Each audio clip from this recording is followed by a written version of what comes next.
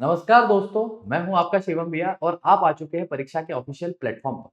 आज हम नवंबर महीने का करंट अफेयर जो है वो पूरा खत्म करने वाले हैं। आज की क्लास हमारा पूरा फॉर्मेट जो है वो क्वेश्चन आंसर फॉर्म में ही रहने वाला है। ठीक है, शुरू करते हैं अपन आज की क्लास, जो कि नवंबर महीने के करंट अफेयर से रिलेटेड है। पिछली क्लास तक हमने अक्टूबर तक के सारे करंट अफेयर जो है वो देख लिए थे। आज हम नवंबर का जो है वो खत्म करेंगे। चलिए, पहला सवाल है हमारे पास, अग्नि प्राइम मिसाइल जो है वो निम्न में से किस प्रकार का वाहन है। ठीक है, हाल ही में जो है वो अग्नि प्राइम मिसाइल से संबंधित जो है वो टेस्टिंग डीआरडीओ के द्वारा जो है की गई है और भारत डायनामिक्स लिमिटेड के द्वारा जो है वो की गई है। तो अग्नि प्राइम इसमें से किस प्रकार का है भैया? Multiple attack with one missile जो है ना, या फिर जो है वो अटैक विद मल्टीपल मिसाइल, या फिर मोर देन 2000 किलोमीटर रेंज, या कोई नहीं। तो इसमें से जो मल्टीपल अटैक किया जा सकता है विद ओनली वन मिसाइल, यानी कि ये हम किसकी बात कर रहे हैं? हम बात कर रहे हैं MIT-RV की। MIT-RV टाइप का एक व्हीकल है भैया। कौन सा? अग्नि प्राइम मिसाइल। क्या है ये? Multiple multiple independently targetable, independently targetable, ठीक है, मल्टीपल इंडिपेंडेंटली टारगेटेबल जो है re entry vehicle, re entry vehicle. यानी कि ये क्या बोलता है भैया कि इसका मतलब ये है कि एक ही मिसाइल जो है उससे हम अलग अलग एंट्रीज या जो भी अलग अलग टारगेट जो है उसको हिट करने की क्षमता रखते हैं। ये किसमें है भैया? अग्नि प्राइम मिसाइल के अंदर है। तो इसको आपको याद रखना है भैया। ठीक है, और इसकी रेंज जो है वो क्या 2000 किलोमीटर के ऊपर रेंज है? तो जी नहीं, 1000 से 2000 किलोमीटर के मध्य की रेंज है, इसलिए ए ऑप्शन ही सही रहेगा। पहले का आपको ए याद रखना है। दूसरे सवाल की तरफ हम चलते हैं। इसरो ने हाल ही में GSLV MK3 जो है आपका, या मार्क 3 जिसको बोलते हैं, उसका नाम बदलकर क्या रख दिया है? तो भैया इसरो का आपको मालूम होगा GSLV, जो कि जियो सिंक्रोनस आपका सैटेलाइट लॉन्च व्हीकल है। ठीक है, जिससे जो कि भारी रॉकेट हो या फिर दूर तक अगर कुछ भेजना हो हमको सैटेलाइट वगैरह, तो GSLV का जो है वो इस्तेमाल किया जाता है। हाल ही में इसका नाम जो है वो बदलकर क्या कर दिया है? लॉन्च व्हीकल मार्क 3 यानी LVM3 जो है वो इसका नाम कर दिया गया है। क्या नाम कर दिया है? याद रखें आप लोग, लॉन्च व्हीकल मार्क 3। ठीक है, GSLV जो कि जियो सिंक्रोनस या जियो स्टेशनरी आपको मिलेगा, सैटेलाइट लॉन्च व्हीकल था। इसका नाम क्या कर दिया? लॉन्च व्हीकल मार्क 3 कर दिया है। और इसकी मदद से क्या किया जा सकता है भैया? जो आपका जियो स्टेशनरी अर्थ की ऑर्बिट है, या फिर जो मिडिल अर्थ ऑर्बिट होती है, अपन डिस्कस कर चुके हैं सारे पहले पिछले करंट अफेयर्स में, या फिर जो आपकी नियर अर्थ ऑर्बिट्स होती है, ठीक है, किसी भी प्रकार की ऑर्बिट है, इसमें इसको यूज किया जा सकता है बेसिकली। ठीक है, या फिर मून तक अगर भेजना हो कुछ, सन तक अगर सन की जो ऑर्बिट है, ठीक है, वहां तक अगर किसी को कुछ भेजना है, ठीक है, तो इस प्रकार के जितने भी मिशन रहेंगे वो सब इस लॉन्च व्हीकल मार्क 3 से किए जा सकते हैं। ठीक है, बेसिकली कमर्शियलाइज करने के लिए जो है वो जियो सिंक्रोनस सैटेलाइट लॉन्च व्हीकल का नाम जो है वो आपका लॉन्च व्हीकल मार्क 3 जो है वो रख दिया गया है। ठीक है, ये याद रखना है आपको। अगले प्रश्न की तरफ हम चलते हैं। तीसरा प्रश्न है, आईईए का मुख्यालय जो है वो आपको कहां पर देखने को मिलेगा?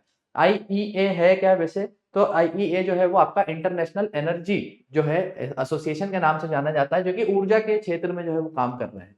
ठीक है, इसका मुख्यालय आपको कहाँ मिलेगा? तो ये मिलता है आपको पेरिस, फ्रांस के अंदर। कहाँ की बात कर रहे हैं हम? पेरिस, जो कि कहाँ है भैया? फ्रांस नामक देश के अंदर आपको देखने को मिलेगा। और इसके बारे में अगर अपन बताएं कि ये कब इसको बनाने का औचित्य क्या था, तो 1974 में जब ऑयल क्राइसिस हुआ था। ठीक है, पूरे विश्व में जो है वो तेल की कमी हो गई थी, आप ऐसा समझ सकते हैं, जो कच्चा तेल है। ठीक है, तो उसके बाद जो है वो आईईए का जो है वो क्या किया, स्थापना की गई थी। क्यों की गई थी? जिससे कि ऑयल मैनेजमेंट जो है वो अच्छे से हो सके, ऊर्जा से संबंधित और भी नए काम जो है वो किए जा सके, भले ही वो नवकरणीय या रिन्यूएबल एनर्जी की हम बात कर रहे हैं। ठीक है, इसके अंदर अगर मैं बताऊं आपको, तो अभी कितने मेंबर्स है भैया? सिर्फ 30 मेंबर जो है वो आपको देखने को मिलेंगे। किसकी बात कर रहे हैं हम? आईईए की बात कर रहे हैं, इंटरनेशनल जो आपका एनर्जी एसोसिएशन है भैया, उसकी बात कर रहे हैं, जिसका मुख्यालय कहाँ है? पेरिस, फ्रांस के अंदर है। इसके अंदर 30 ही मेंबर है। क्या भारत इसका परमानेंट मेंबर है? तो जी नहीं, भारत जो है वो अभी इसका एसोसिएट मेंबर है। ठीक है, एसोसिएट मेंबर है, यानी कि परमानेंट मेंबर तो नहीं है। एसोसिएट मेंबर अभी हाल फिलहाल में कितने हैं? 8। और परमानेंट मेंबर कितने हैं? 30। ठीक है, तो भारत को जो है वो एसोसिएट मेंबर से परमानेंट मेंबर बनाने के लिए भी प्रयास चल रहे हैं, हालांकि अभी बना नहीं है। तो आप ये याद रखें, आईईए का मुख्यालय जो है वो आपसे पूछा जा सकता है कहाँ है? पेरिस, फ्रांस के अंदर है। चौथा सवाल है हमारे पास, इंडियन स्पेस कांग्रेस का पहला संस्करण कब आयोजित किया गया? तो इंडियन स्पेस कांग्रेस जो है उसका पहला संस्करण कब आयोजित किया गया? तो ये हाल ही में 2022 के अंदर ही आयोजित किया गया है। ये आपको याद रखना है। जो इंडियन स्पेस कांग्रेस है, यानी कि जितने भी अंतरिक्ष से संबंधित जितने भी आपकी कंपनीज है, ठीक है, जो सैटेलाइट कंपनीज की आप बात कर सकते हैं, सेटकॉम नाम से इनका जो है वो एब्रीविएशन आपको देखने को मिलेगा, ठीक है। तो जितनी भी स्पेस में जितनी भी कंपनीज है, ठीक है, जो सेटकॉम इंडस्ट्री एसोसिएशन है आपका, उनके द्वारा और इसरो के द्वारा जो है ये इस कांग्रेस की स्थापना की गई है। क्यों की गई है? जिससे कि जितने भी आपके ये सैटेलाइट या फिर स्पेस से रिलेटेड जितने भी काम है, ठीक है, उसको कमर्शियलाइज किया जा सके, टेक्नोलॉजी के डेवलपमेंट में जो है एक दूसरे की सहायता हो सके। बेसिकली गवर्नमेंट और प्राइवेट जो है पार्टनरशिप बढ़ाने के लिए इस प्रकार की कांग्रेस की स्थापना की गई है और पहला संस्करण जो है वो इसका 2022 के अंदर हुआ है। पांचवा सवाल है, इराक के नए राष्ट्रपति कौन बने हैं? तो हाल ही में अब्दुल लतीफ रशीद साहब जो है ये इराक के नए राष्ट्रपति जो है वो बन गए हैं। पांचवे का आपको डी याद रखना है भैया। इराक के बारे में यदि मैं आपको बताऊं तो बगदाद इसकी कैपिटल मिलेगी। इराकी दिनार जो है वो यहाँ पर यूज किया जाता है। और यहाँ पर इराक में क्या होता है भैया कि जैसे ही राष्ट्रपति का चुनाव हो जाता है तो ये अपने प्रधानमंत्री को जो है वो नॉमिनेट करते हैं, यानी कि नामित किया जाता है। और मोहम्मद शिया अल सुदानी जो है यहाँ के नए पीएम बने। किसकी बात कर रहे हैं? मोहम्मद शिया अल सुदानी जो है इनको क्या बनाया गया है भैया? प्रधानमंत्री बनाया गया है। किसके द्वारा बनाया गया है? तो ये अब्दुल लतीफ राशिद के द्वारा जो है वो बनाया गया है। हम किसकी बात कर रहे हैं? ये प्रधानमंत्री नामित हुए हैं, ठीक है। याद रखना यहाँ पर नॉमिनेट होते हैं, हमारी तरह इलेक्शन नहीं होते हैं प्रधानमंत्री के। आगे चलते हैं, पांचवे का डी हो गया। अगला सवाल है, छठा सवाल, किस शहर को 2022 का प्रतिष्ठित ग्रीन सिटी अवार्ड से सम्मानित किया गया?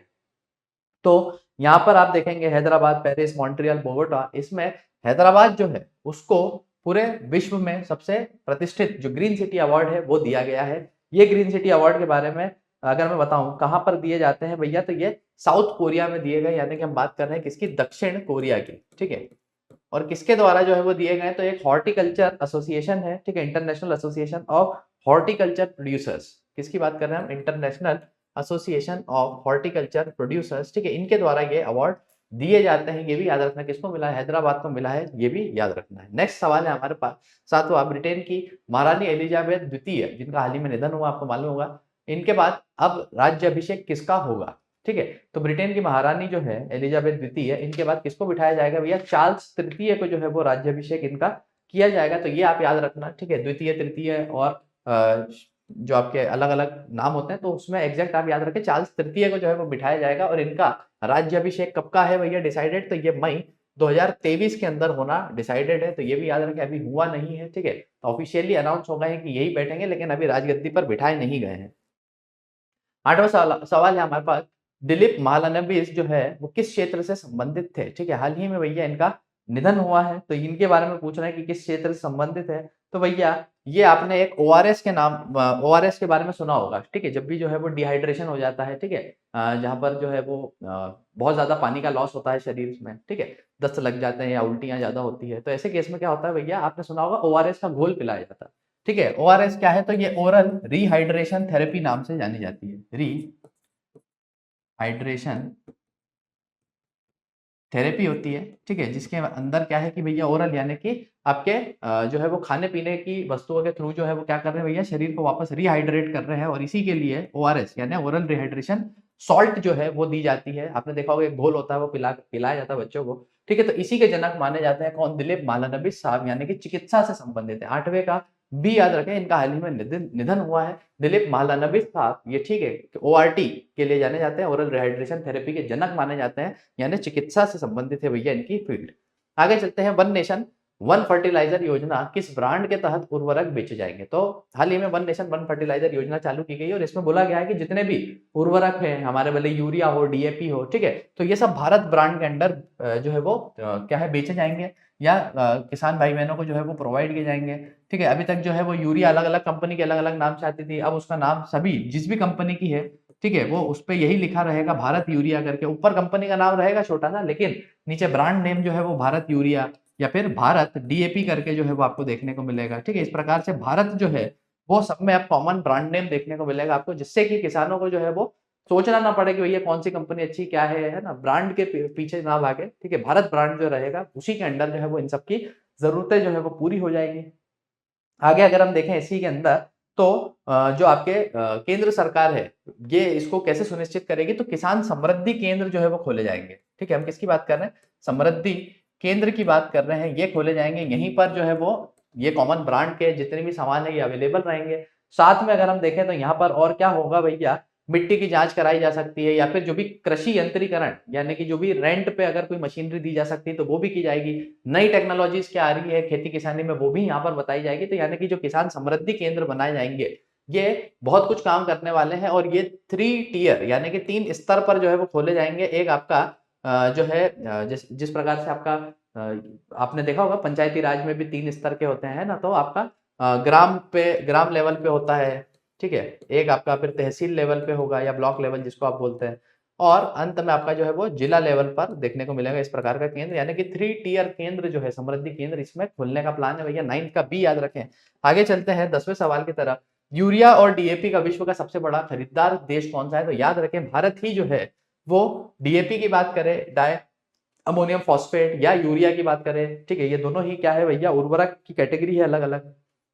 इन सबका सबसे बड़ा खरीदार कौन है भैया? भारत जो है वो सबसे बड़ा खरीदार है। आगे चलते हैं अगले सवाल की तरफ। 11वां सवाल है, मध्य प्रदेश के कितने शहरों में खेलो इंडिया गेम्स का आयोजन किया गया? तो याद रखें मध्य प्रदेश के 8 शहरों में जो है वो खेलो इंडिया गेम्स का जो पूरा आयोजन है वो किया गया है, जिसमें 4 बड़े शहर तो आपको याद ही होंगे कौन से हैं भैया। इंदौर है, भोपाल है, ग्वालियर है, जबलपुर है।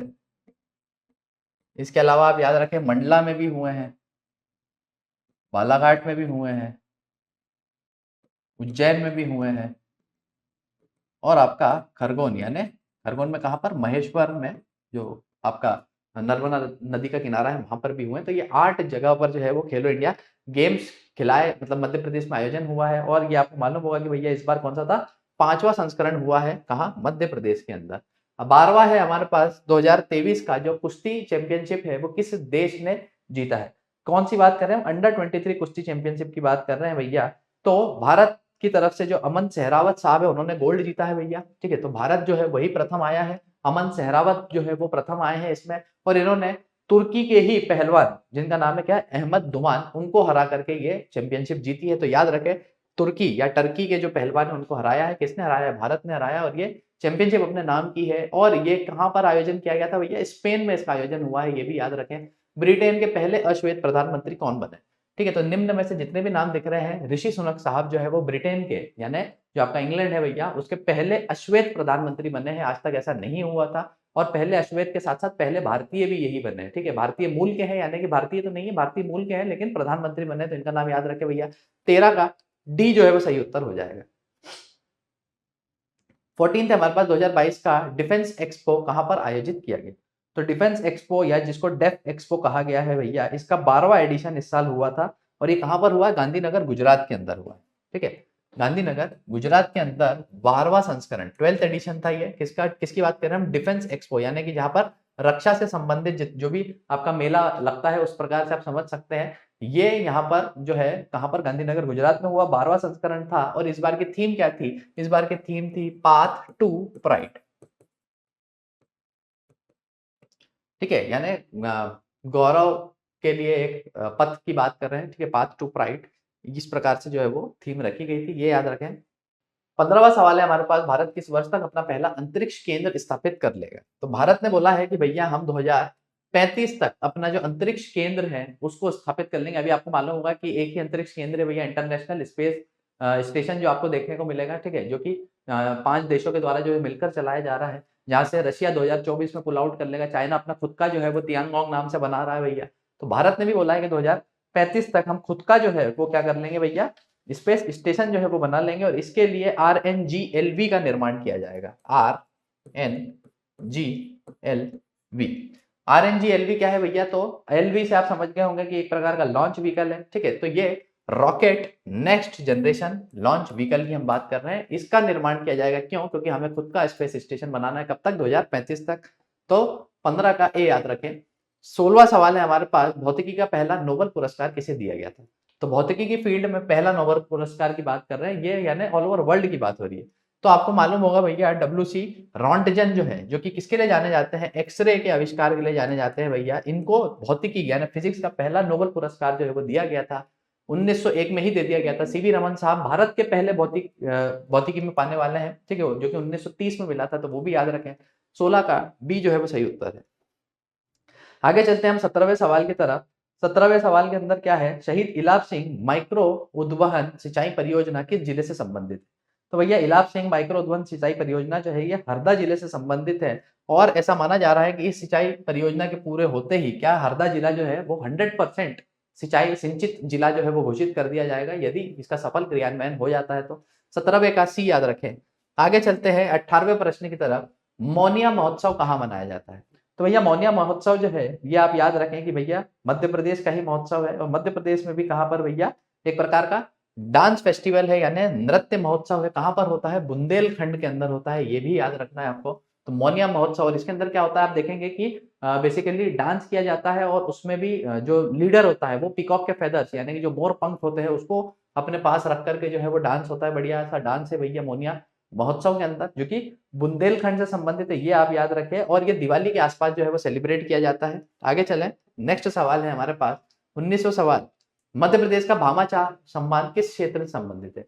अब भैया भामाशाह सम्मान जो योजना है वो किससे संबंधित है?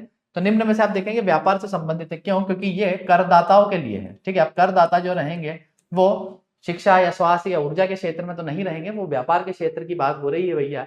तो जो भी जो संस्था या जो आदमी है ना ज्यादा से ज्यादा कर जो है वो चुकाता है तो टॉप 5 को अलग अलग कैटेगरी में सरकार जो है वो सम्मानित करती है भैया। उसी के लिए भामाशाह सम्मान जो है वो मध्य प्रदेश में आयोजित होता है, ये आपको याद रखना है। 19 का डी याद रखें। 20वां है बुंदेलखंड का केदारनाथ किसे कहा जाता है?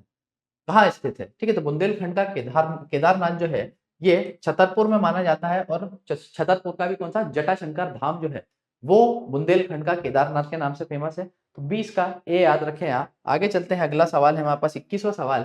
दुनिया का पहला एआई बेस्ड राजनीतिक दल किस देश में बनाया गया? तो एआई बेस्ड यानी कि हम बात करें आर्टिफिशियल इंटेलिजेंस यानी कि वहां पर इंसानों का कोई रोल नहीं रहेगा भैया, सब मशीनों के ही द्वारा किया जाएगा। तो वो डेनमार्क के अंदर पहला आपका एआई बेस्ड राजनीतिक दल जो है वो बनाया गया है। यानी कि जो आप समझ सकते हैं कि इंसानों की जगह मशीन जो है वो इलेक्शन लड़ने की तैयारी कर रही है। ठीक है, 21 का बी जो है वो सही उत्तर हो जाएगा। आगे चलते हैं हम 22वें प्रश्न की तरफ। आईडेक्स क्या है? तो आईडेक्स जो है वो डेटा संबंधित है, डिफेंस इंडेक्स है या फिर कोई इनोवेशन फंड है या डेवलपमेंट इंडेक्स है। ठीक है, तो ये इसका सही उत्तर हो जाएगा कि ये एक प्रकार का क्या है, इनोवेशन फंड है भैया। ठीक है, इनोवेशन फंड है और किसके फील्ड में इनोवेशन की बात कर रही है? तो डिफेंस के फील्ड में इनोवेशन की बात हो रही है, किसी प्रकार का डिफेंस का इंडेक्स नहीं है ये। ठीक है, इसका फुल फॉर्म अगर मैं आपको बताऊं तो क्या है? Innovation for defence excellence, innovation for defence excellence and technology fund. ठीक है, तो innovation for defence excellence and technology development fund आप इसको बोल सकते हैं, है ना। यानी कि जो भी इनोवेशन करना चाहते हैं किसकी फील्ड में? डिफेंस की फील्ड में, तो भैया उन्हीं के लिए जो है इस प्रकार का फंड बनाया गया, उनको सपोर्ट करने के लिए कि डिफेंस में ज्यादा से ज्यादा नवाचार या इनोवेशन किए जा सके। चरण गंगा नदी का उद्गम कहाँ पर है भैया? तो चरण गंगा नदी का उद्गम जो है वो मैं अगर आपको बताऊं तो वो उमरिया में बांधवगढ़ नामक जगह है भैया, वहां पर देखने को मिलेगा। ठीक है, तो बांधवगढ़ उमरिया और यहीं पर आप देखेंगे कि शेष शैया में जो विष्णु जी की प्रतिमा है, कहा जाता है उन्हीं के चरणों में से भैया ये नदी निकली है, इसलिए इसका नाम चरण गंगा जो है वो देखने को मिलता है। बांधवगढ़ में ही आपको सबसे सर्वाधिक जो बाघ घनत्व है, ठीक है, यानी कि टाइगर डेंसिटी जो है वो देखने को मिलती है। 24वें प्रश्न की तरफ चलते हैं हम। 24वें प्रश्न के अंदर क्या है भैया कि T20 विश्व कप में सर्वाधिक रन बनाने वाले बल्लेबाज कौन बन गए हैं? T20 विश्व कप में सर्वाधिक रन किसके हो गए हैं भैया? तो विराट कोहली साहब के हो गए हैं, ये याद रखें। हाल ही में विश्व कप हुआ है भैया।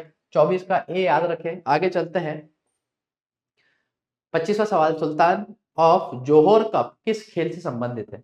तो सुल्तान जोहर कप जो है भैया जूनियर हॉकी से संबंधित है ये, यानी कि हॉकी जो है वो सही आंसर हो जाएगा। और कहां पर होता है ये? तो ये हर बार मलेशिया के द्वारा ऑर्गेनाइज किया जाता है भैया।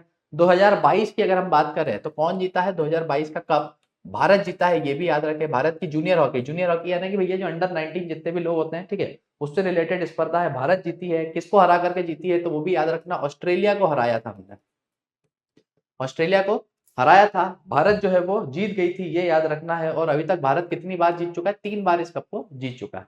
तो 25 का डी जो है वो सही उत्तर है। आगे चलते 26वें सवाल की तरफ। तो बैडमिंटन फ्रेंच ओपन 2022 का युगल मुकाबला कौन जीता है? तो भैया फ्रेंच ओपन जो युगल मुकाबला है, किसकी बात कर रहे हैं हम? बैडमिंटन की बात कर रहे हैं। ये भारत के चिराग शेट्टी और सात्विक रेड्डी के द्वारा जीता गया है, यानी कि भारत ही जीता है। ठीक है, तो भारत के जो चिराग शेट्टी है, सात्विक रेड्डी है, इनके बारे में पहले ही बता चुका हूँ कि कॉमनवेल्थ गेम्स में इन्होंने गोल्ड मेडल जो है वो पहली बार जीता है भैया। आज तक भारत ने युगल मुकाबले में गोल्ड नहीं जीता था, वो इन्होंने करके दिखाया है। साथ में जो ये बैडमिंटन फ्रेंच ओपन है, क्या ये जीतने वाले ये पहले भारतीय बने हैं? तो जी नहीं, ये दूसरे भारतीय बने हैं। यानी कि हम पहली बार पहले भी इसको जीत चुके हैं, जो बैडमिंटन फ्रेंच ओपन था। और पहले किसने जीता था? पार्थो गांगुली एंड विक्रम सिंह।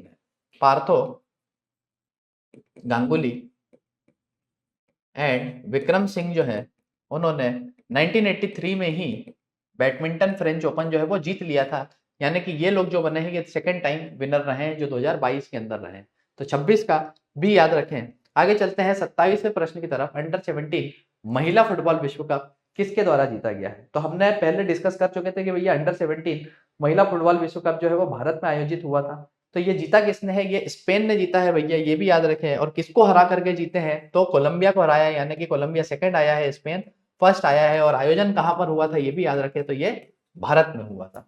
27 का सी जो है वो सही उत्तर हो जाएगा। नेक्स्ट हम चलते हैं, देश का पहला निजी विमान निर्माण संयंत्र कहाँ खोला जा रहा है? तो अभी तक हमारे पास जो हमारे पब्लिक कंपनीज यानी कि गवर्नमेंट हमारे एयरक्राफ्ट मैन्युफैक्चरिंग प्लांट थे हमारे पास, लेकिन पहला निजी जो है वो भी यानी प्राइवेट कंपनी के द्वारा भी खोला जा रहा है। कहां पर खोला जा रहा है? गुजरात के अंदर खोला जा रहा है। और गुजरात में भी कहां पर, अगर आपसे पूछ लेते हैं तो आपको याद होना चाहिए भैया, वडोदरा के अंदर खोला जा रहा है। कहां की बात कर रहे हैं? वडोदरा। वडोदरा के अंदर किस किस के द्वारा खोला जा रहा है? तो स्पेन की कंपनी है एक एयरबस, और हमारे देश की कंपनी है भैया Tata advance system. Tata advance system करके कंपनी है। इन दोनों के द्वारा जो है ये प्लांट खोला जा रहा है। तो 28 का बी याद रखें। आगे चलते हैं हम 29वें सवाल की तरफ। महिलाओं को मतदान करने की अनुमति देने वाला दुनिया का पहला देश कौन सा है?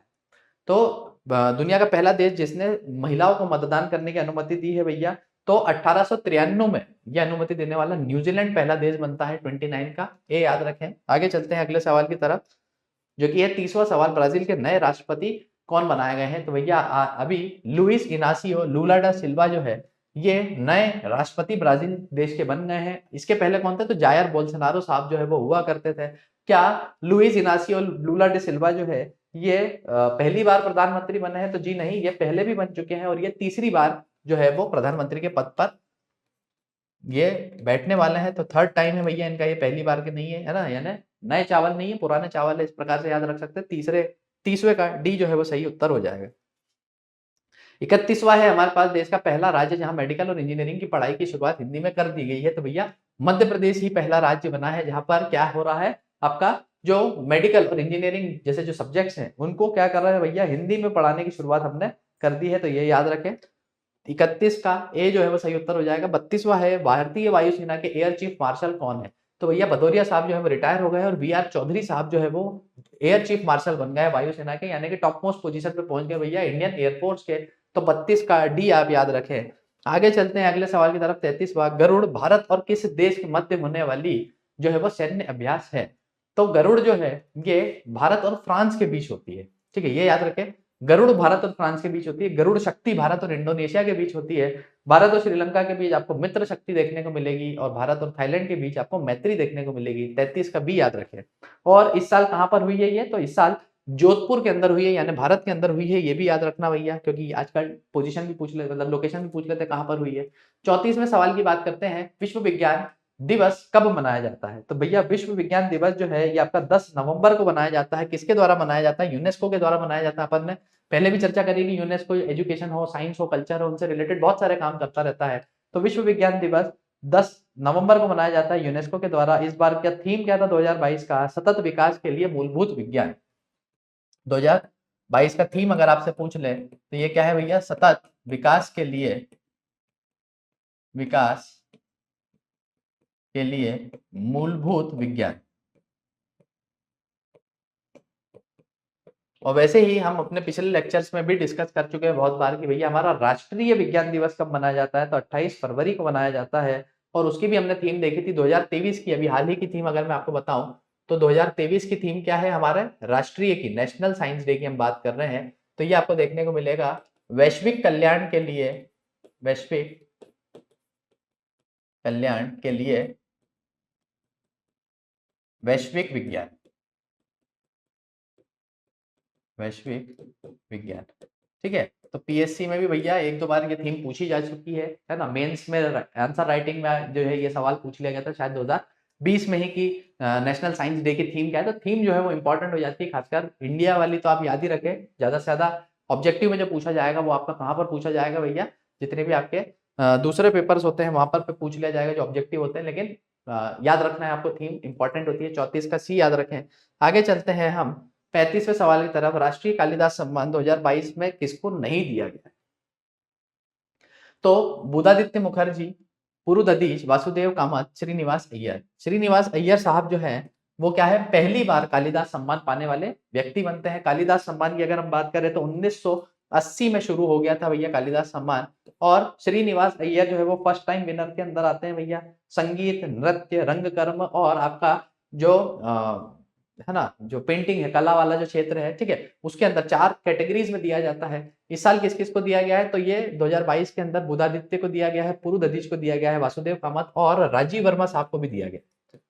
राजीव वर्मा जो है वो किससे, रंगमंच से संबंधित है भैया, क्योंकि एक्टर भी है, आपने फिल्में भी देखी होगी, मध्य प्रदेश की ही है, ये भी याद रखना है आपको। तो 35 का जो है वो डी याद रखें कि इनको नहीं दिया गया, क्यों? क्योंकि ये फर्स्ट टाइम विनर वाले थे, बाकी सभी को दिया गया है। आगे चलते हैं अगले सवाल की तरफ। 36वां सवाल है, शिक्षा हेतु वित्तीय सहायता योजना जो है वो किसके लिए शुरू की गई है? तो भैया हाल ही में 2022 में खदान श्रमिक के जो बच्चे हैं उनको 25,000 रुपए की क्या है, स्कॉलरशिप देने के लिए शिक्षा हेतु वित्तीय सहायता योजना चालू की गई है, जिससे कि उच्च शिक्षा जो है वो प्राप्त कर सके। 25,000 एक आदमी को जो है वो इसके अंदर दिया जाएगा। किसके बच्चों को? खदान श्रमिक के बच्चों को। तो ये आपको याद रखना है, 36 का ए। 37वां सवाल है हमारे पास, राष्ट्रीय उच्चतर शिक्षा अभियान यानी कि रूसा की हम बात कर रहे हैं, इसको कब तक आगे बढ़ा दिया गया है? तो 2013 में चालू हुई थी ये और 31 मार्च 2026 तक अब चलाई जाएगी, ऐसा बोला गया है। यानी कि 2026 तक तो चलने वाली है राष्ट्रीय उच्चतर शिक्षा अभियान। और इसके अंदर क्या है भैया, जितने भी हमारा हायर एजुकेशन इंस्टीट्यूशन है उनको हम फाइनेंशियल हेल्प जो है वो सरकार प्रोवाइड करती है। 37 का सी याद रखे। 38वां सवाल है हमारे पास, मुख्यमंत्री युवा अन्नदूत योजना जो 2022 में शुरू हुई है वो क्या है? ठीक है, तो एनकरेजमेंट फॉर एग्रीकल्चर है, या फिर राशन सप्लाई थ्रू लोडिंग है, या फिर participation of youth in export है, या फिर यूज ऑफ टेक्नोलॉजी। तो भैया लोडिंग के माध्यम से राशन सप्लाई करना। आपको मालूम होगा जो राशन प्रदाय केंद्र होते हैं, बड़े बड़े केंद्र जहां से उचित मूल्यों की दुकान तक राशन पहुंचाया जाता है, तो उसमें जो लोडिंग की आवश्यकता होती है उसको जो है स्वरोजगार स्थापित करने के लिए जो आपने अभी 2022 में ही एक मुख्यमंत्री उद्यम क्रांति योजना चालू हुई थी, मुख्यमंत्री उद्यम क्रांति योजना। तो इस उद्यम क्रांति योजना में से क्या किया जाएगा भैया, लोन जो है वो प्रोवाइड किया जाएगा। लोन प्रोवाइड करने के बाद क्या करेंगे भैया, जो भी हमारे युवा है, ठीक है, जो भी युवा है वो क्या कर सकते हैं, वो राशन प्रदाय केंद्र से उचित मूल्य की दुकान तक जो है वो राशन पहुंचाने का काम करेंगे, और सरकार जो है उसके लिए उनको जो भी पैसा है वो प्रोवाइड करेगी। तो ये याद रखना है, अन्न दूध के अंदर क्या है, राशन सप्लाई करने का काम किया जाएगा। क्रॉप रेसिड्यू मैनेजमेंट स्कीम यानी कि फसल अवशेष प्रबंधन योजना का उद्देश्य क्या देखने को मिलेगा? तो इसके ये भी 2022 में ही शुरू हुई है, और इसके अंदर जो है वो नरबई ना जलाए लोग, ठीक है, साथ ही साथ जो कृषि का यंत्रीकरण है उसको बढ़ाया जा सके, और जो हमारी मृदा है उसके अंदर भी नमी का संरक्षण जो है वो किया जा सके। यानी कि उपरोक्त सभी जो है वो इसके सही उद्देश्य हो जाएंगे, जो कि हमारा क्या है, जो फसल अवशेष प्रबंधन योजना है भैया। और इसके अंदर यंत्रीकरण के लिए खास अगर मैं आपको बताऊं तो जितने भी हमारे एमएसएमई है, या फिर जितनी भी हमारी महिलाएं हैं, या फिर अगर कोई एससी एसटी वर्ग से है भैया, ठीक है, तो इन लोगों को कितना भैया 75% का अनुदान जो है वो दिया जाएगा सरकार के द्वारा, यदि उनको खरीदना है कोई भी मशीन। और इसके अलावा जो अन्य रहेंगे भैया तो उनके लिए कितना है, सॉरी 75% नहीं है, ये 50% दिया जाएगा, और अन्य सभी को जो है वो 40% अनुदान जो है वो सरकार के द्वारा दिया जाएगा। तो ये भी याद रखें, 50% अनुदान है एमएसएमई, विमेन, एससी एसटी के लिए, और अन्य सभी के लिए 40% अनुदान सरकार के द्वारा दिया जाएगा। 39 का डी याद रखें।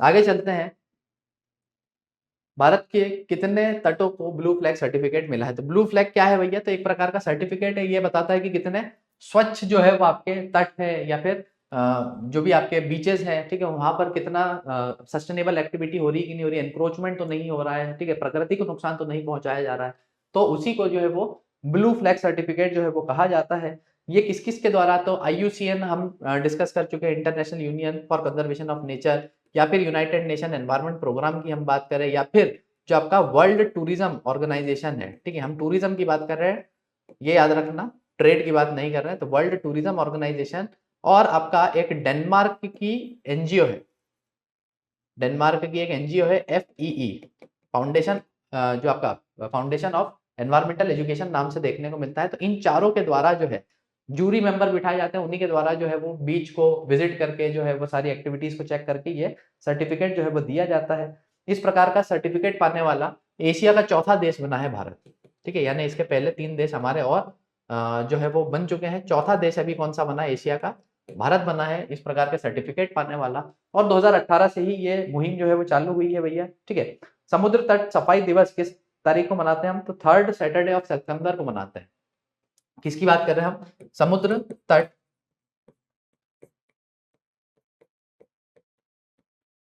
सफाई दिवस की हम बात करें तो ये हम कब मनाते हैं भैया, 3rd सैटरडे, यानी कि तीसरे शनिवार को मनाते हैं, कब, ऑफ सितंबर, सितंबर माह का जो भी तीसरा शनिवार रहेगा उस दिन हम समुद्र तट का जो भी सफाई दिवस है भैया वो मनाते हैं, तो ये भी याद रखें। और ब्लू फ्लैग सर्टिफिकेट कितने बीचेस को मिल गया है या कितने तटों को मिल गया है भारत के, तो 12 तटों को मिल चुका है। आगे चलते हैं 41वें प्रश्न की तरफ। देश का पहला जनजाति विश्वविद्यालय कहाँ खोला गया था, तो भैया मध्य प्रदेश के अमरकंटक में जो इंदिरा गांधी जनजाति विश्वविद्यालय भैया उसी की बात कर रहे हैं, 2008 के अंदर खोल दिया गया था, ये भी आपको याद रखना है। 41 का सी जो है वो सही उत्तर हो जाएगा। आगे चलते हैं हम 42वें प्रश्न की तरफ। 2026 का पुरुष और महिला हॉकी विश्व कप कहाँ आयोजित किए जाने वाले हैं, तो 2026 के अंदर जो पुरुष और महिला दोनों ही विश्व कप होंगे वो कहाँ पर होंगे, बेल्जियम में भी होंगे, नीदरलैंड में भी होंगे, यानी ए और बी दोनों ही सही है। जिसमें बेल्जियम के बारे में बताऊं तो ये फर्स्ट टाइम है जो यहाँ पर हॉकी के विश्व कप ही आयोजन करने वाले हैं, इसके पहले है ना नीदरलैंड में भी हो चुके हैं, भारत में भी होते ही रहते हैं।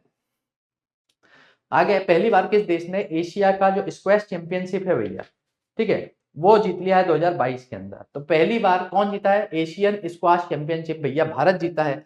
किसको हरा करके जीता है, कुवैत को हरा करके जीता है, यानी कुवैत आया है सेकंड। और ये कहां पर आयोजन किए गए थे, आयोजन करता है कोरिया, ठीक है, जो दक्षिण कोरिया है इसने ऑर्गेनाइज किया था भैया, यहाँ पर हुए थे, भारत जीता है, किसको हरा करके जीता है, कुवैत को हरा करके जीता है, तो ये आपको याद रखना है। 44वें प्रश्न की तरफ चलते हैं हम, जिसके अंदर क्या है भैया, सैयद मुश्ताक अली ट्रॉफी किसने जीता है, सैयद मुश्ताक अली ट्रॉफी भैया क्या है ये, तो सैयद मुश्ताक अली ट्रॉफी जो है वो डोमेस्टिक T20 लीग है हमारी, यानी कि हमारी भारत की घरेलू T20 के मैचेस होते हैं। और ये किसने जीत लिया भैया, तो पहली बार मुंबई ने जो है वो जीता है। T20 लीग की हम बात करें, T20 मैचेस होते हैं इसके अंदर, भारत के ही अंदर होते हैं, पहली बार मुंबई जीता है। किसको हरा करके जीता है, तो हिमाचल प्रदेश को हरा करके जीता है, ये भी याद होना चाहिए। सर्वाधिक कौन जीता है भैया, तो सर्वाधिक आज तक सैयद मुश्ताक अली ट्रॉफी जो है वो कौन जीता है, तमिलनाडु जो है वो जीता है। सैयद मुश्ताक अली के बारे में आपको मालूम होगा कि भैया इंदौर में ही जन्म हुआ है इनका, और ये पहले बल्लेबाज बनते हैं जो विदेशी धरती पर जाकर के शतक लगा करके आता है, तो इनका नाम भी आपको याद होना चाहिए, मध्य प्रदेश की पर्सनैलिटी के में है, इनका भी पूछा जाता रहता है नाम। 45वां है, एक वर्ष में 1000 से अधिक T20 रन बनाने वाले पहले भारतीय कौन बन गए हैं, तो इस प्रकार का कारनामा दिखाने वाले पहले भारतीय हैं सूर्य कुमार यादव, यानी एक ही वर्ष में, एक कैलेंडर ईयर में इन्होंने 1000 से ज्यादा रन बना लिए हैं, किसने, सूर्य कुमार यादव ने। और ये भारत के तो पहले हैं क्या, विश्व के पहले, तो जी नहीं, विश्व के दूसरे हैं। विश्व के कौन से हैं ये, दूसरे बल्लेबाज हैं जिन्होंने ये किया है। पहले बल्लेबाज कौन है, तो पाकिस्तान के जो मोहम्मद रिजवान है वो पहले बल्लेबाज है जिन्होंने 1000 से ज्यादा रन बनाए हैं एक ही साल में। मोहम्मद रिजवान की हम बात कर रहे हैं भैया, जो कि कहाँ के, पाकिस्तान के हैं, उन्होंने एक साल में 1000 से ज्यादा रन बनाए थे, दूसरे बल्लेबाज बन गए सूर्य कुमार यादव जो कि भारत से पहले। विक्टोरिया झील कहाँ पर पाई जाती है, तो भैया विक्टोरिया झील जो है वो मीठे पानी की या पीने योग्य जो पानी है उसमें दूसरी सबसे बड़ी जो है वो लेक कही जाती है, जो कि आपको कहाँ मिलेगी, अफ्रीका में मिलेगी। तंजानिया नामक देश में इसका सर्वाधिक हिस्सा देखने को मिलेगा, फिर केनिया में भी देखने को मिलेगा कुछ हिस्सा, युगांडा में भी थोड़ा बहुत हिस्सा है लेकिन है वहां पर भी, ठीक है, युगांडा में भी हिस्सा है। ये 3 देशों में जो है वो ये झील पाई जाती है। सबसे बड़ी मीठे पानी की झील कौन सी है, तो सुपीरियर लेक, जो कि आपको कनाडा और अमेरिका के बीच में देखने को मिलती है। आगे चलते हैं। 47वां सवाल है हमारे पास, मध्य प्रदेश की फिल्म मांडल के बोल किस जनजाति की परंपरा को दर्शाया गया? तो मांडल के बोल में भैया बैगा जनजाति को दर्शाया गया। 47 का बी याद रखें, है ना। ये फिल्म है, एक प्रकार की डॉक्यूमेंट्री आप बोल सकते हैं, मांडल के बोल जो कि एमपी की ही है। यहाँ पर बैगा जनजाति की जो है परंपराओं को हाईलाइट किया गया है, तो ये याद रखना आपको। अगला सवाल है हमारे पास 48, COP27 किस देश में आयोजित किया गया? तो COP27 हाल ही में मिस्र यानी इजिप्ट का भी कौन सा आपका जो शर्म अल शेख नामक जो जगह है बेसिकली, ठीक है, शर्म अल शेख, वहां पर जो है वो आयोजन किया गया। 2022 के अंदर ही ये आयोजन हुआ है COP27 का, तो ये आपको याद रखना है। 2023 का आयोजन जो है वो कहाँ किया जाएगा? तो ये यूएई में भी कहाँ पर भैया? दुबई के अंदर जो है वो किया जाना है, ठीक है। जो कि आपको मालूम होगा पर्यावरण से संबंधित जो है वो काम होते रहते हैं। वैसे COP26 कहाँ पर हुआ था? ग्लासगो, जो कि स्कॉटलैंड में है, जो कि यूके का पार्ट है। वो भी आपको याद रखना है, जगह डायरेक्टली पूछ लेते हैं। तो 48 का ए याद रखें। 49 की हम बात करते हैं, राष्ट्रीय प्रेस दिवस जो है वो कब मनाया जाता है? तो राष्ट्रीय प्रेस दिवस जो है ये आपका 16 नवंबर को जो है वो हर साल मनाया जाता है भैया। और क्यों मनाया जाता है? क्योंकि 16 नवंबर 1966 में जो हमारा प्रेस परिषद है उसने काम करना चालू किया था, है ना। काम करना चालू किया था, स्थापना की बात नहीं हो रही है, ठीक है। जो हमारा प्रेस परिषद है उसने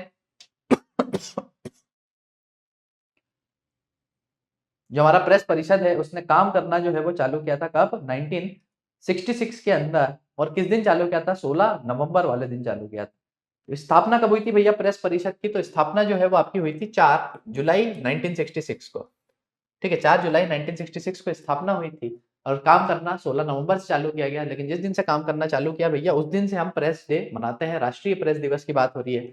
हाल ही में किसको वर्तमान अध्यक्ष कौन बने भैया प्रेस परिषद के? तो जस्टिस रंजना देसाई जो है ये पहली महिला, फर्स्ट विमेन जो है चेयरमैन बन गई है या अध्यक्ष बन गई है किसकी? भारतीय प्रेस परिषद की, जिसकी स्थापना जो है वो 4 जुलाई 1966 को हुई थी। और जिसका जो है कार्य करना कब चालू हुआ? 16 नवंबर 1966 से चालू हुआ है। तो 16 नवंबर आपको याद रखना है। कि अगला सवाल है हमारे पास कि देश के जो संसद भवन की कल्पना है किस मंदिर को देखकर जो है वो की गई थी?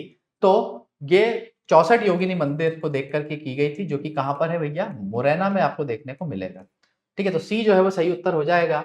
और कौन कौन से आर्किटेक्ट है भैया? तो आपके एडविन लुटियंस जो है ये देखने को मिलेंगे, हार्बर्ट बेकर जो है वो देखने को मिलेंगे। इन्होंने क्या किया भैया? ये आर्किटेक्ट थे, इन्होंने ही डिजाइन जो है वो पास करी थी पार्लियामेंट की, या इन्होंने ही डिजाइन बनाई थी आप बोल सकते हैं। और इसी मंदिर से जो है वो प्रभावित होकर इन्होंने डिजाइन बनाई थी 64 योगिनी मंदिर। वैसे ही मैं आपको बता दूं बटेश्वर मंदिर एक पूरा मंदिरों का समूह है भैया, ये भी मुरैना के अंदर है। यहाँ पर 200 से अधिक मंदिर जो है वो शिव के, विष्णु के पार और आपके शक्ति के जो है वो देखने को मिले थे, लेकिन अभी बहुत सारी खंडर हालत में है। कनकन मठ मंदिर जो है ये भी शिव जी का है भैया, और कहाँ पर है? मुरैना में ही है। भारत माता मंदिर ऐसा तो बहुत जगह है, लेकिन मध्य प्रदेश का अभी पहला कहाँ पर खोला गया भैया? उज्जैन में। उज्जैन में भी कहाँ पे? महाकाल लोक में पहला भारत माता मंदिर जो है वो खोला गया है। तो ये भी आप याद रखें। 51 का सी जो है वो सही उत्तर हो जाएगा। आगे चलते हैं 52वें प्रश्न की तरफ कि मध्य प्रदेश में सरसों की टोकरी किसे कहा जाता है? तो मुरैना को ही मध्य प्रदेश में सरसों की टोकरी कहा जाता है भैया। सरसों बहुत बहुतायत में जो है यहाँ पर उगाई जाती है, प्रोडक्शन है यहाँ पर। तो 52 का आपको बी याद रखना है। अगला सवाल है हमारे पास 53वां सवाल, आईसीसी का पुरुष T20 वर्ल्ड कप 2022 कहाँ आयोजित किया गया? तो आईसीसी का जो पुरुष T20 वर्ल्ड कप है जो हाल ही में किसके द्वारा जीता गया है भैया? इंग्लैंड के द्वारा जीता गया है। ये कहाँ पर? ऑस्ट्रेलिया के अंदर जो है वो आयोजित किया गया था। तो ए जो है वो इसका सही आंसर हो जाएगा। कौन जीता है भैया? इंग्लैंड जीता है, फर्स्ट आया है भैया, ये मान सकते हैं। किसको हराया है? तो पाकिस्तान को हराया है इन्होंने, ठीक है। और ऑस्ट्रेलिया में जो है वो इसका आयोजन किया गया था, तो ये याद रखना है। साथ में एक और चीज याद रखें भैया कि इंग्लैंड जो है वो पहला देश बन गया है जिसके पास ओडीआई विश्व कप भी है, यानी कि जो आपका ओडीआई जो आपका 50-50 ओवर का मैच होता है, वो वाला वर्ल्ड कप भी 2019 में इंग्लैंड जीता है। उसके जस्ट बाद अभी T20 वर्ल्ड कप जो हुआ था भैया 2022 के अंदर, वो भी कौन जीत गया है? इंग्लैंड जीत गया है। तो इस प्रकार का पहला देश बना है जिसके पास दोनों ही टाइटल एक समय पर उपलब्ध है। तो ये भी याद रखें। 53 का ए जो है वो सही उत्तर है, हमसे आयोजन करता पूछा है बस। 54वां सवाल है, आईसीसी का जो महिला T20 वर्ल्ड कप है जो कि 2023 में हुआ है हाल ही में, यह किसने जीता है? तो इसका सही उत्तर है ऑस्ट्रेलिया जीता है भैया, ठीक है। ए जो है वो आपका सही उत्तर हो जाएगा। किसको हरा करके जीता है? तो ये दक्षिण अफ्रीका को हरा करके जीता है। ये कहाँ पर आयोजित किया गया था? तो ऑर्गेनाइजेशन जो है वो भी दक्षिण अफ्रीका यानी कि साउथ अफ्रीका के द्वारा ही किया गया था इसका ऑर्गेनाइजेशन। तो वो भी आपको याद रखना है। तो साउथ अफ्रीका के देश में साउथ अफ्रीका को ही हराकर ऑस्ट्रेलिया जो है वो विमेन T20 वर्ल्ड कप 2023 के अंदर जीत चुका है। पहला वर्ल्ड कप अगर मैं बताऊं कौन जीता था भैया, तो इंग्लैंड जो है, इंग्लैंड की महिलाएं जो है वो पहला वर्ल्ड कप जीती थी, है ना, महिला विश्व कप की बात करें T20, ठीक है, तो ये 2009 के अंदर जीते थे। और वैसे ही पुरुषों के अंदर भारत 2007 के अंदर जो है वो पहला T20 वर्ल्ड कप जीता था भैया, तो ये भी याद रखें, है ना। ऑस्ट्रेलिया जो है वो छठी बार जो है वो ये टाइटल जीती है, तो ये भी याद रख लेना। आईसीसी के वर्तमान के अध्यक्ष कौन है, तो भैया दूसरी बार जो है वो ग्रेग बार्कले साहब जो है वो बना दिए गए हैं आईसीसी के अध्यक्ष, चेयरमैन की बात कर रहे हैं, तो ये आपको याद रखना है। और अगर मैं बताऊं हाल ही में जो वित्तीय संस्था है, किसकी बात कर रहे हैं हम, आईसीसी के अंदर, आईसीसी की जो वित्तीय परिषद है आप बोल सकते हैं, या काउंसिल है, ठीक है, इसके अध्यक्ष कौन चुने गए हैं, तो जय शाह चुने गए। इसी साल जय शाह जो है वो आपका फाइनेंशियल जो काउंसिल है आईसीसी की, उसके अध्यक्ष जो है चुने गए हैं। ये अभी हाल ही में क्या है, तो भैया अभी बीसीसीआई के सेक्रेटरी है, सचिव है, ठीक है, बीसीसीआई के सेक्रेटरी भी है जय शाह साहब, आईसीसी का जो फाइनेंशियल काउंसिल है उसको भी हेड कर रहे हैं। और हमारे यहाँ कौन है भैया, रॉजर बिन्नी साहब आपको देखने को मिलेंगे, रॉजर बिन्नी साहब कौन है, तो ये बीसीसीआई के अध्यक्ष है, बीसीसीआई के अध्यक्ष है रॉजर बिन्नी, और सेक्रेटरी कौन है, जय शाह साहब है। तो ये सब याद रखना है भैया आपको, क्रिकेट से संबंधित कुछ सवाल ज्यादा ही आते हैं। Which is the first indigenous anti radiation missile, anti radiation missile कौन सी है इंडिया की पहली, एंट्री नहीं है भैया, ये एंटी है, एंटी, है ना, यानी विकिरण रोधी आप बोल सकते हैं, एंटी है ये, ट्री नहीं आएगा, रेडिएशन मिसाइल है। तो नाग जो है, नाग के बारे में अगर मैं आपको बताऊं तो सरफेस टू सरफेस मिसाइल है, सरफेस टू सरफेस मिसाइल है नाग। और हेलिना क्या है, तो हेलीकॉप्टर का ही, मतलब हेलीकॉप्टर से छोड़े जाने वाला ही नाग का वर्जन है, ठीक है, हेलीकॉप्टर नाग जो है वो दो एक्रोनिम से मिलकर के बना है। तो ये क्या है, ये एयर से छोड़ी जाती है, सरफेस पे छोड़ी जाती है मिसाइल, ये उस प्रकार की है। राजेंद्र हम देख चुके हैं कि आकाश प्राइम के अंदर जो है वो सेल हमारा खुद का इंडिजीनियस रडार हमने बनाया था, उसका नाम है राजेंद्र, ठीक है, तो ये एक प्रकार का रडार है भैया। बच रहा है रुद्रम, तो रुद्रम जो है ये हमारी पहली स्वदेशी एंटी रेडिएशन जो है वो मिसाइल है भैया, ये आपको याद रखना है। 56 का जो है वो क्या हो जाएगा, डी जो है वो सही उत्तर हो जाएगा। और ये कहां से कहां पे छोड़ी जाएगी भैया, तो एयर टू सरफेस मिसाइल ही है ये रुद्रम भी। 57वां सवाल है हमारे पास, विश्व बाल दिवस जो है वो कब मनाया जाता है, तो विश्व का जो बाल दिवस है भैया वो मनाया जाता है 20 नवंबर को।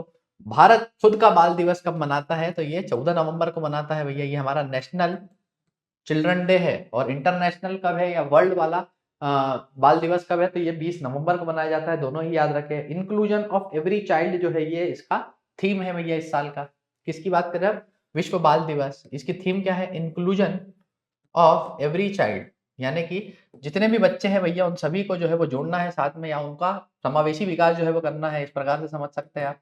इंक्लूजन ऑफ एवरी चाइल्ड, 20 नवंबर विश्व बाल दिवस, हमारा खुद का राष्ट्रीय बाल दिवस 14 नवंबर को है। 26 नवंबर को हम क्या मनाते हैं, नेशनल कॉन्स्टिट्यूशन डे, हमारा राष्ट्रीय संविधान दिवस हम मनाते हैं। इस दिन संविधान जो है वो कंप्लीट हो गया था हमारा, जिसको अपनाया हमने कब था, 26 जनवरी 1950 को अपनाया था, तो ये भी याद रखना भैया। 57 का बी जो है वो सही उत्तर है। 58वां, किस मत्स्य महासंघ को उत्कृष्ट श्रेणी में राष्ट्रीय पुरस्कार से सम्मानित किया गया है, यानी कि किस प्रदेश के मत्स्य महासंघ, यानी कि हम बात करें फिशरीज फेडरेशन की, जिनने बहुत अच्छा काम किया है, और उसको जो नेशनल फिशरीज डेवलपमेंट बोर्ड है, हम किसकी बात कर रहे हैं, नेशनल फिशरी डेवलपमेंट बोर्ड, कहां पर मिलती है, ये हैदराबाद में देखने को मिलेगा आपको, इसके द्वारा सम्मानित किया गया है। तो वो कौन है भैया, मध्य प्रदेश का जो मत्स्य महासंघ है उसने बहुत अच्छा काम किया है और उसके लिए इसको सम्मानित किया गया है। 10 जुलाई को हम पहले डिस्कस कर चुके हैं भैया, क्या मनाया जाता है, national fishery fish farmer day जो है वो मनाया जाता है। क्यों, क्योंकि इसी दिन डॉक्टर अली कुनी साहब और हीरालाल चौधरी ने क्या किया था, इंड्यूस्ड ब्रीडिंग जो है वो चालू करी थी। उसी के बाद जो आपका नेशनल फिशरी डेवलपमेंट बोर्ड है उसकी भी स्थापना की गई थी हैदराबाद में। तो ये भी सब डेटा हम पहले पढ़ चुके हैं, याद रखना है। ब्रिटेन का ऑर्डर ऑफ मेरिट अवार्ड 2022 किसे दिया गया है, तो ब्रिटेन का जो ऑर्डर ऑफ मेरिट अवार्ड है भैया ये 2022 के अंदर किसको दिया गया है, तो हमारे भारतीय मूल के जो प्रोफेसर वेंकट रमन रामकृष्णन है, ठीक है, वेंकी जो है वो शॉर्ट फॉर्म में बोला जाता है, पूरा नाम वेंकट रमन रामकृष्णन है भैया। 2009 में इन्होंने ही नोबेल पुरस्कार जीता था, जो हम पढ़ते भी हैं कि भारत के कौन कौन नोबेल पुरस्कार विजेता है भैया, तो 2009 में आपको मालूम होगा कि राइबोसोम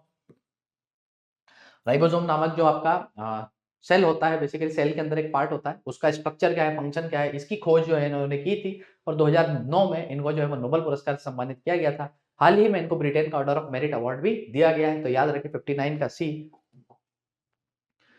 60वां सवाल है हमारे पास, भारत की पहली सैन्य महिला स्काई डाइवर कौन बनी? यानी कि सेना में है और स्काई डाइवर जो है, जो प्लेन वगैरह से कूद करके जो करतब वगैरह दिखाते हैं भैया, तो लांस नायक मंजू जो है वो पहली मिलिट्री वुमेन स्काई डाइवर बन गई है। अवनी चतुर्वेदी जी की मैं बात बताऊं अगर, तो ये हमारे रीवा जिले से जो है वो संबंधित है ना, यहीं की है ये। और ये पहली फाइटर पायलट बनती है, फर्स्ट फाइटर पायलट जो है वो बनने का कारनामा जो है वो इन्होंने किया है। शिवा चौहान जो है ये पहली महिला है जिनको कहां पर, सियाचिन में पोस्ट किया गया। ठीक है, सियाचिन आपको मालूम होगा जो सबसे ऊपरी हिस्सा है भैया भारत का, ठीक है, जहां पर हमेशा बर्फ से ढका रहता है। ठीक है, तो वहां पर पहली महिला जो है वो जिनको पोस्ट किया गया वो कौन बनी है? शिवा चौहान बनी है। वैसे ही जो अभिलाषा बराक है उनकी बात बताएं तो ये पहली फाइटर एविएटर पायलट बनी है, यानी कि जो हेलीकॉप्टर होता है भैया, ठीक है, जो फाइटर हेलीकॉप्टर है उसकी पायलट बनने वाली पहली महिला है ये। फाइटर हेलीकॉप्टर जिसको एविएटर पायलट भी कहा जाता है वो अभिलाषा बराक है। ये सभी अपनी अपनी फील्ड में भैया प्रथम है कहीं ना कहीं, सबका याद रखें। 61वां सवाल है, स्विट्जरलैंड ने हाल ही में मित्रता राजदूत किसे बनाया है? तो आपको मालूम होगा कि नीरज चोपड़ा साहब डायमंड लीग जीते हैं, जो कि पहली बार किसी भारतीय ने करके दिखाया एथलीट की फील्ड में। तो इन्हीं को जो है वो मित्रता राजदूत बनाया गया है, किसके द्वारा? स्विट्जरलैंड के द्वारा। स्विट्जरलैंड के ही द्वारा कराए जाते हैं डायमंड लीग के मुकाबले, तो उन्हीं ने जो है वो इनको ये सम्मान दिया है भैया, तो याद रखें 61 का डी जो है वो सही उत्तर हो जाएगा। आगे चलते हैं 62वें प्रश्न की तरफ। हाल ही में RL कश्यप जी का निधन हो गया है, वह किस फील्ड से संबंधित है? तो भैया मशहूर वैदिक मैथ्स वाले जो है ना, मतलब जो आपने सुना होगा वैदिक मैथमेटिक्स या वैदिक गणित के नाम से देखा होगा आपने, उसमें जो है वो इन्होंने बहुत सारे जो है वो योगदान दिए अपने, यानी गणित की फील्ड से ही संबंधित है ये। और इनको जो है वो भैया पद्मश्री वगैरह से भी सम्मानित किया गया है, तो याद रखें 62 का ए जो है वो सही उत्तर हो जाएगा।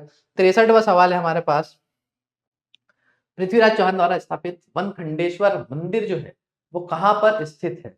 ठीक है, तो वनखंडेश्वर मंदिर जो है ये आपको देखने को मिलेगा मध्य प्रदेश के भिंड जिले के अंदर, ये पृथ्वीराज चौहान द्वारा स्थापित किया गया था। तो ये आपको याद रखना है। भिंड के ही अंदर आपको जो है वो 12 खंबा महल देखने को मिलेगा। भुजरिया मेला के बारे में यदि मैं आपको बताऊं तो आला और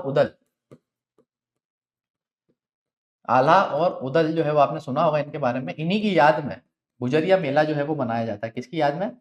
आल्हा और उदल की हम बात कर रहे हैं, जो कि एक बढ़िया फाइटर्स थे भैया, मध्य प्रदेश से ही बिलोंग करते थे।